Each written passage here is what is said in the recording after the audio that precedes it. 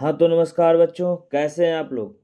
उम्मीद करते हैं कि आप लोग बहुत स्वस्थ तंदुरुस्त होकर अपने एग्ज़ाम का तैयारी बड़ी मन से कर रहे होंगे। चलिए आइए तो इसी विश्वास के साथ मैं अरविंद कुमार आप लोगों को लर्निंग सेंटर पे स्वागत करता हूँ। मेरे दोस्त, आज अगर पहली बार आप लोग इस चैनल पे विजिट कर रहे हैं तो जल्द से जल्द आप सब्सक्राइब तथा अपने दोस्तों में भी शेयर कर दें, क्योंकि अब कुछ ही देरों में एक सेशन बहुत ही इम्पोर्टेंट 2025 बोर्ड एग्ज़ाम के लिए बहुत ही ज़रूरी है। तो हम विलंब न करते हुए सेशन को स्टार्ट करते हैं। आज का सेशन सोशल साइंस हिस्ट्री से पहला चैप्टर से इम्पोर्टेंट क्वेश्चन, जो कि हर एक एग्ज़ाम में बार बार रिपीट क्वेश्चन जो पूछा जाता है वो मेहनत करके आप लोगों के लिए लाया गया है। तो हम उम्मीद करते हैं कि आप लोग शुरू से लास्ट तक ज़रूर देखिएगा। तो चलिए आइए स्टार्ट करते हैं। Start this question. चलिए फर्स्ट क्वेश्चन की ओर हम बढ़ते हैं। ये आपका काफ़ी इम्पोर्टेंट वीवीआई प्रश्न है जो परीक्षा 2025 के लिए बहुत ही इम्पोर्टेंट है। हर एक क्वेश्चन जो है कि इससे पूछा गया है, तो हम उम्मीद करेंगे कि आप लोग सेशन को लास्ट तक ज़रूर देखिएगा तथा आप लोग अपने दोस्तों में शेयर भी ज़रूर कीजिएगा। चलिए तो हम सेशन को आगे स्टार्ट करते हैं। क्वेश्चन है, इटली तथा जर्मनी वर्तमान में किस महादेश के अंतर्गत आते हैं? तो इसका सही जवाब आपका हो जाएगा option C. Option C is right answer. Option C Europe. चलिए आगे बढ़ा जाए सेकेंड क्वेश्चन की ओर। सेकेंड क्वेश्चन कह रहा है आपका कि फ्रांस में किस शासन वंश की पुनः स्थापना वियना कांग्रेस द्वारा की गई? तो यह भी बहुत अच्छा क्वेश्चन है और इसका जो है आपका सही जवाब हो जाएगा। फटाक से बताइए इसका सही जवाब क्या होगा? तो सही जवाब हो जाएगा इसका बुर्बो वंश। कौन वंश था? बुर्बो वंश था, है ना। Option C is right answer. चलिए आगे बढ़ते हैं क्वेश्चन नंबर 3 की ओर। क्वेश्चन नंबर 3 क्या कह रहा है, ध्यान से देखिएगा। कहता है मेजनी का संबंध किस संगठन से था? तो इसका हो जाएगा आपका option B Carbonari. Option B is right answer. अगला क्वेश्चन आगे आपके सामने कहता है इटली एवं जर्मनी के एकीकरण के विरुद्ध निम्न में कौन था? तो निम्न में कौन था? तो option C is right answer, Austria. अगला क्वेश्चन, काउंट काबूर को विक्टर एमुलियन ने किस पद पर नियुक्त किया? तो काउंट काबूर को प्रधानमंत्री के पद पर नियुक्त किया गया था। ऑप्शन क्या हो जाएगा? C. Option C is right answer. चलिए अगला क्वेश्चन की ओर बढ़ा जाए। कहता है गेरिबाल्डी पेशे से क्या थे? बहुत ही बार यह क्वेश्चन जो है एकदम इम्पोर्टेंट है। ये क्वेश्चन हर एक साल आपका फर्स्ट या सेकंड सिटिंग में पूछ ही लेता है, तो ये ज़रूरी है, ध्यान दीजिएगा। इसका आंसर देखिए बहुत लोग बता रहे हैं। इसका आंसर हो जाएगा नाविक। बिल्कुल सही जवाब, नाविक पेशे से क्या थे? नाविक। तो ऑप्शन क्या हो जाएगा? बताइए ऑप्शन क्या हो जाएगा? D. D is right answer. चलिए आगे बढ़ते हैं क्वेश्चन नंबर 7 की ओर। जर्मनी राइन राज्य का निर्माण किसने किया? तो हो जाएगा नेपोलियन बोनापार्ट, बी। अगला क्वेश्चन कहता है जालवेरिन कैसी संस्था थी? तो व्यापारियों की। ऑप्शन हो जाएगा इसका भी बी, राइट आंसर। अगला क्वेश्चन की ओर बढ़ा जाए। कहता है रक्त एवं लौह की नीति का अवलंबन किसने किया? बहुत सुंदर क्वेश्चन। इसका सही जवाब बताइए जल्दी से। बिस्मार्क। ये भी आपका बहुत ही इम्पोर्टेंट क्वेश्चन है, हर बार एग्जाम में आ ही जाता है। तो इसका सही जवाब हो जाएगा आपका ऑप्शन सी, बिस्मार्क। अगला क्वेश्चन 10 की ओर हम बढ़ते हैं। 10 का रहा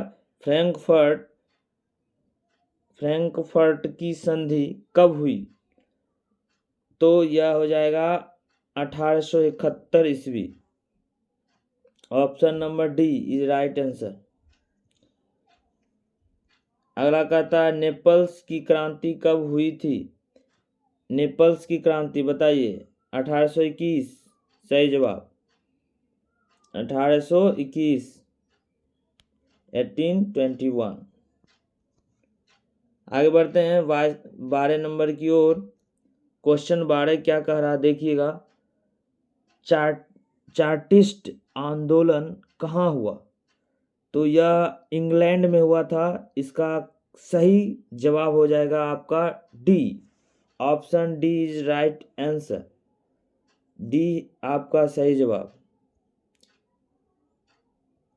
चलिए आगे क्वेश्चन की ओर हम बढ़ते हैं। क्वेश्चन नंबर 13 बहुत ही गजब क्वेश्चन है। कहता है यूनान को एक स्वतंत्र राष्ट्र घोषित किया गया था कब? तो यह हो जाएगा आपका 1832। Option number B. Option number B is right answer. आगे बढ़ते हैं। कहता है कि कार्बोनरी संगठन किस वर्ष हुआ? यह जो संगठन बनाया गया यह कब हुआ था बताइए। तो 1810 ईस्वी। बिल्कुल सही जवाब। 1810 ईस्वी में यह हुआ था। आगे बढ़ते हैं क्वेश्चन नंबर 15 के ओर। फटाफट मारिए तो गर्दा छुड़ाइए। देखते हैं कि 20 में 20 किसका स्कोर आता। चलिए 15 नंबर क्वेश्चन कहता है एड्रियानोपोल की संधि कब हुई? तो यह संधि जो है आपको 1829 ईस्वी में हुई थी। चलिए तो ऑप्शन हो जाएगा बी सही जवाब। चलिए 16 की ओर बढ़ते हैं। एड्रियानोपोल की संधि किन दो देशों के बीच हुई? तो यह संधि जो है दो देशों के बीच हुई हुआ था, तुर्की और रूस। तो ऑप्शन क्या हो जाएगा? ए सही जवाब, तुर्की और रूस। यह भी वीवीआई क्वेश्चन है बोर्ड एग्जाम के लिए। आगे बढ़ते हैं 17 नंबर की ओर। कहता है 17 नंबर क्वेश्चन ध्यान दीजिएगा। 17 नंबर क्वेश्चन क्या कह रहा है? सेडन का युद्ध किनके बीच हुआ? तो यह हो जाएगा सी, फ्रांस और पर्सा। फ्रांस और पर्सा के बीच हुआ। चलिए आगे बढ़ते हैं क्वेश्चन नंबर 18 की। चलिए 18 देखिए ध्यान से देखिए। 18 क्वेश्चन कह रहा है पोलैंड के विद्रोह को किसने कुचल दिया? तो ए हो जाएगा रूस ने।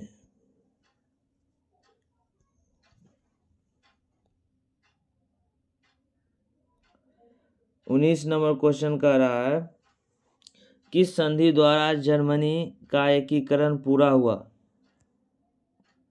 तो यह जर्मनी का एकीकरण पूरा हुआ फ्रैंकफर्ट की संधि द्वारा। Option D is right answer.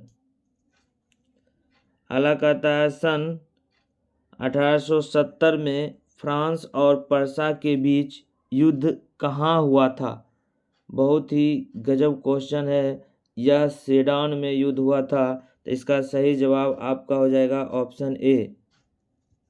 21 number question Europe वासियों के लिए किस देश का साहित्य एवं ज्ञान विज्ञान प्रेरणा स्रोत रहा? यह हो जाएगा यूनान के लिए रहा। Option number B. आगे बढ़ते हैं 22 की ओर। कहता है 22 का क्वेश्चन देखिए युवा इटली संस्था का विकास किया किसने किया? युवा इटली संस्था का। तो यह हो जाएगा मेजनी, मेजनी ने। हाँ, सही जवाब ऑप्शन ए। आगे कहता है बिस्मार्क निम्न में से क्या है? तो बिस्मार्क एक कूटनीतिज्ञ था, ऑप्शन डी। VVI question. चलिए आगे बढ़िए। कहता है सार्डिनिया पिडमाउंट का शासक कौन था? तो सार्डिनिया पिडमाउंट का शासक Victor Emmanuel, option C. Option C सही जवाब। ये भी बहुत ही इम्पोर्टेंट क्वेश्चन है। 25 क्वेश्चन देखिए। कह रहा यूनानी स्वतंत्रता आंदोलन के दौरान कौन ब्रिटिश कवि शहीद हुए? तो लॉर्ड बायरन, ऑप्शन ए हो जाएगा इसका सही जवाब। अगला क्वेश्चन है जालवेराइन की स्थापना किस राज्य ने की? तो यह हो जाएगा ए, पर्सा ने किया था इसका।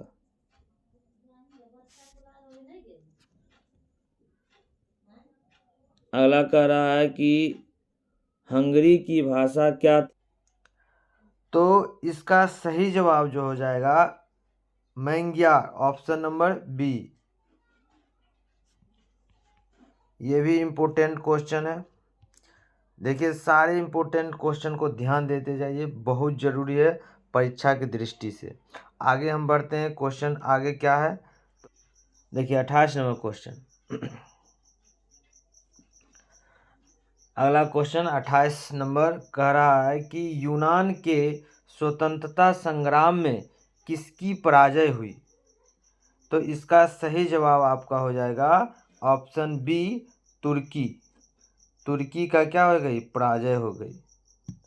चलिए आगे हम बढ़ते हैं अगले क्वेश्चन की ओर। आगे क्वेश्चन कह रहा है कि मारियान किस देश के राष्ट्रवाद की प्रतीक थी? अगला क्वेश्चन कह रहा है 29 नंबर, मारियान किस देश के राष्ट्रवाद की प्रतीक थी? तो यह आपका सही जवाब इसका होगा ए, फ्रांस की। इसका सही जवाब क्या हो जाएगा? ऑप्शन ए, यह फ्रांस की राष्ट्रवाद प्रतीक थी। अगला क्वेश्चन की ओर बढ़ते हैं। कहता है 30 नंबर, यूरोपीय सभ्यता का पालना किसे कहा जाता था? इसका सही जवाब है यूनान को, option D is right answer. D हो जाएगा सही जवाब। आगे बढ़ते हैं 31 नंबर की ओर। कहता है एक्ट ऑफ यूनियन किस वर्ष पारित हुआ? तो इसका सही जवाब हो जाएगा ए, 1688 में, ऑप्शन ए सही जवाब। चले बढ़ें, बहुत अच्छा।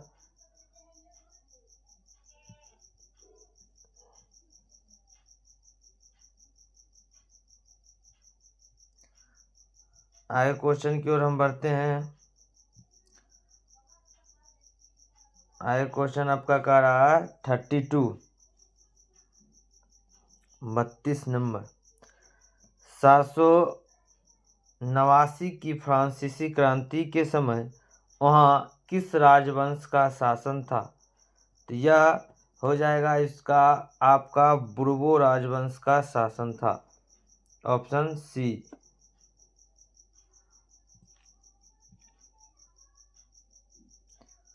33 क्वेश्चन कर रहा है कि नेपोलियन संहिता किस वर्ष लागू की गई? तो यह हो जाएगा 1804 में, 1804 ऑप्शन इसका डी राइट आंसर।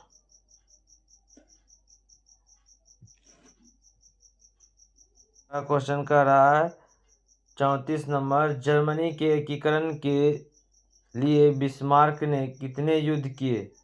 इसका सही जवाब हो जाएगा सी, 3 युद्ध किए थे।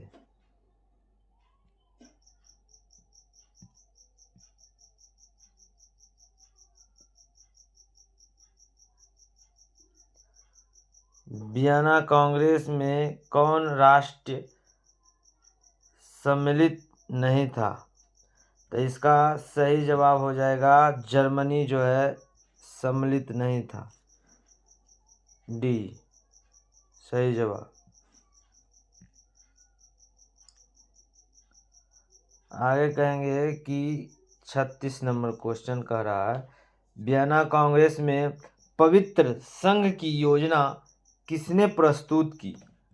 बताइएगा इसका सही जवाब क्या हो जाएगा। इसका सही जवाब चलिए एक ने बता रहे हैं, एक विद्यार्थी मोहन कुमार, रूस। हाँ बिल्कुल सही, रूस। ऑप्शन ए रूस ही इसका क्या हो जाएगा, रूस ही सही आंसर हो जाएगा। यंग इटली के संस्थापक कौन थे? तो मेजनी। यह बहुत ही इम्पोर्टेंट क्वेश्चन है बोर्ड एग्जाम 2025 के लिए। इसका ऑप्शन क्या हो जाएगा, सी इज राइट आंसर, मेजनी।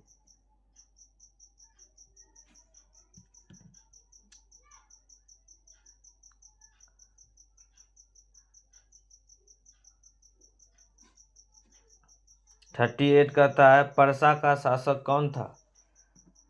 तो विलियम प्रथम। डी।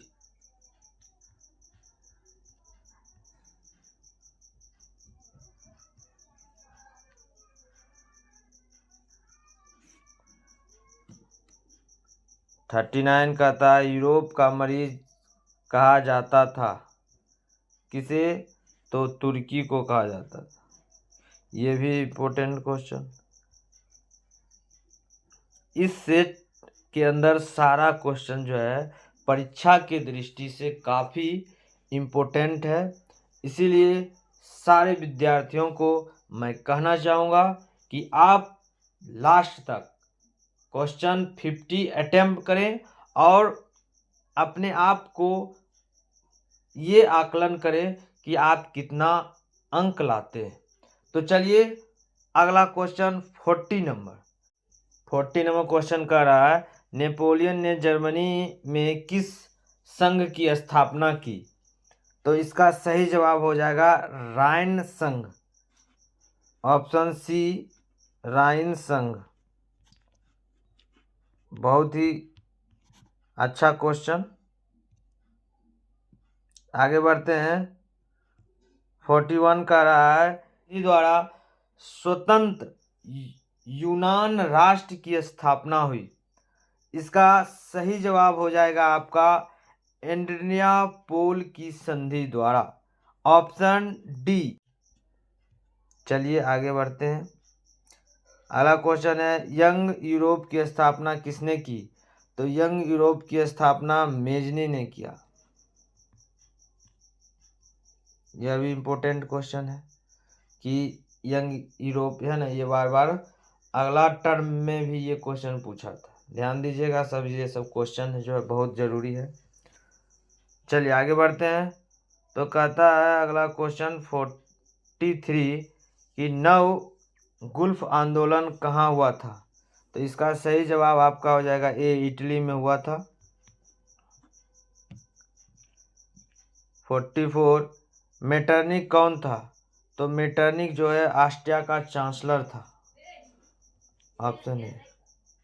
अगला सही जवाब होगा आपका क्वेश्चन इस बार का क्वेश्चन बहुत ही शानदार है। 45 कहता कार्बोनरी की स्थापना किस वर्ष हुई थी? बताइए इसका सही जवाब आपको मिलता है। सही जवाब 1810। ऑप्शन ए 1810 ईस्वी में यह जो है स्थापना हुआ था। ऑप्शन ए सही जवाब।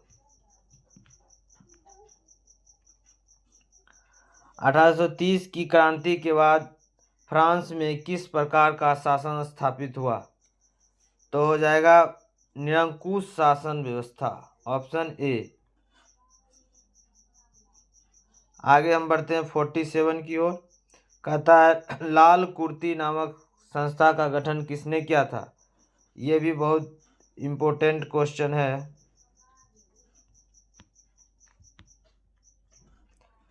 इसका सही जवाब हो जाएगा आपका लाल गेरीवाल्टी, लाल है ना, लाल कुर्ती नामक संस्था का गठन गेरीवाल्टी ने किया था। सही जवाब। आगे बढ़ें। चलिए, बहुत अच्छा। कहता है राष्ट्रवाद की अवधारणा का जन्म किस घटना से माना जाता है? तो इसका सही जवाब हो जाएगा पूर्ण जागरण। तो ऑप्शन ए मारिए, एकदम करेक्ट जवाब। बहुत ही सुंदर। चलिए, रक्त और लौह की नीति किसने अपनाई? ये तो बहुत ही इम्पोर्टेंट, ये 2025 में आने वाला प्रश्न है, ध्यान दीजिएगा सब विद्यार्थी। इसका हो जाएगा सही जवाब कौन? तो बिस्मार्क ने। लॉ और नीति का अवलंबन किसने किया था? बिस्मार्क ने। Option A is right answer. चलिए, लास्ट क्वेश्चन। कहता किस युद्ध के बाद जर्मनी का एकीकरण हुआ? यह भी परीक्षा के दृष्टि से इम्पोर्टेंट है और इस बार की परीक्षा में उम्मीद करते हैं कि यह क्वेश्चन फिर से पूछ दे, तो आप लोग भूलिए नहीं। इसका शानदार जवाब ऑप्शन डी, सेडान का युद्ध। क्लियर हो गए? चलिए, बहुत सुंदर। और इसी तरह के हर एक सब्जेक्ट का पीडीएफ और ऑब्जेक्टिव प्रश्न जो कि 2025 बोर्ड एग्जाम के लिए बहुत ही ज़रूरी है, आपको मिलेगा चाणक्य लर्निंग सेंटर अरविंद यादव। इस नए यूट्यूब चैनल को आप भरसक प्यार और सपोर्ट करें। बाकी धन्यवाद। जय हिंद, जय भारत।